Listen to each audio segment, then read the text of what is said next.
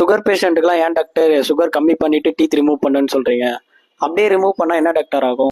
Sugar பேஷண்ட்டுக்கு வந்து sugar level control இல்லை அப்படின்னா உங்களுக்கு வந்து ரத்த ஓட்டம் வந்து சீராக இருக்காது. ஸோ பல் எடுத்த இடத்துல வந்து புண்ணு ஆறது லேட் ஆகும். அதே மாதிரி சில பேருக்கு புண்ணு ஆறாமல் கூட போகும்.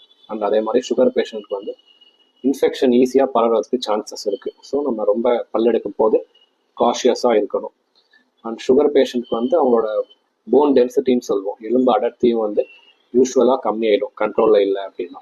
அதனால வந்து பல் எடுக்கிறது கொஞ்சம் சிரமமாக இருக்கும்.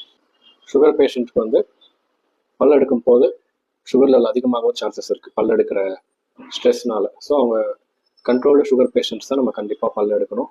அண்ட் ட்ரை சாக்கெட்னு ஒரு இன்ஃபெக்ஷன் வந்து யூஸ்வலி ஒரு வீக் ஆஃப்டர் எக்ஸ்ட்ராக்ஷன் வரும். ஸோ அன்கண்ட்ரோல் சுகர் பேஷண்ட்ஸ்லாம் இந்த மாதிரி இன்ஃபெக்ஷன்ஸ் வரும் சான்சஸ் இருக்குது. ஸோ எப்பயுமே நம்ம பல் எடுக்கிறோம் அப்படின்னா சுகர் லெவல் கண்ட்ரோல் லிமிட்ஸில் தான் நம்ம பல் எடுக்கணும். டாக்டர் சுகர் பேஷண்ட்டுக்கெல்லாம் ஏன் டாக்டர் சுகர் கம்மி பண்ணிட்டு டீத் ரிமூவ் பண்ணுன்னு சொல்றீங்க? அப்படியே ரிமூவ் பண்ணா என்ன டாக்டர் ஆகும்?